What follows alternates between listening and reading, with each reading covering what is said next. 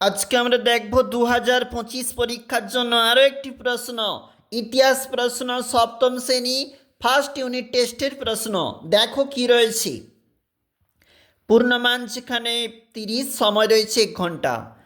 সঠিক উত্তরটি বেছে নিয়ে লেখো। প্রথমেই রয়েছে শশাঙ্ক ছিলেন গুপ্ত সম্রাটের একজন মহাসামন্ত। মেঘনা নদীর পূর্ব দিকের এলাকা, মেঘনা নদীর পূর্ব দিকের যে এলাকা সেটা হচ্ছে সমতট। চোল রাজ্যের রাজধানী, চোল রাজ্যের প্রদেশগুলি যে নামে পরিচিত তা হলো মণ্ডলম। সেন যুগে শ্রীনিবাস ছিলেন জ্যোতির্বিদ। পরের প্রশ্ন দেখো কি বলেছে। বখতিয়ার খলজি মারা যান 1206 খ্রিস্টাব্দে। চোল রাজ্যের রাজধানী ছিল তাঞ্জোর। রামচরিত কাব্য লিখেছেন সন্ধ্যাকর নন্দী। দান সাগর অদ্ভুত সাগর বইটি দুটি লিখেছেন বল্লাল সেন।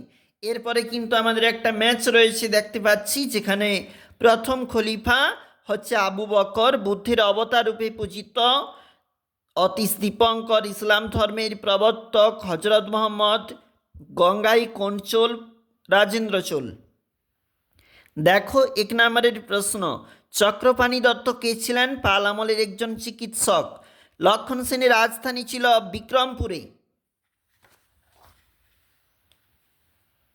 এই পেজে এখানে দেখো 2 মার্কের প্রশ্ন।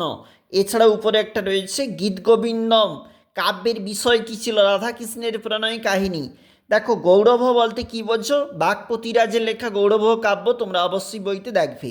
পঞ্চরত্ন যেমন ওখানে রয়েছে জয়দেব, উমাপতিধর, শরণ, গোবর্ধন, অবশ্যই নামগুলো পাবে, তোমরা দেখবে। টিকা লেখো চর্যাপদ বইটি টুকরো কোথায় রয়েছে? নিচে কিন্তু 3 মার্কের প্রশ্ন বলেছে। মাৎসনাই কি? শশাঙ্কের মৃত্যুর পর বাংলাদেশি অরাজকতা অবশ্যই রয়েছে। নালন্দা মহাবিহার দেখবে বইতে। এবং পাল ও সেন যুগের কর ব্যবস্থা সম্পর্কে লেখো অবশ্যই ভিভিআই।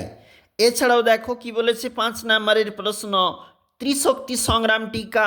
এছাড়াও রয়েছে পাল ও সেন যুগের বাংলা ধনসম্পদ অর্থনীতি, ভিভিআই পরীক্ষার জন্য অবশ্যই দেখবে।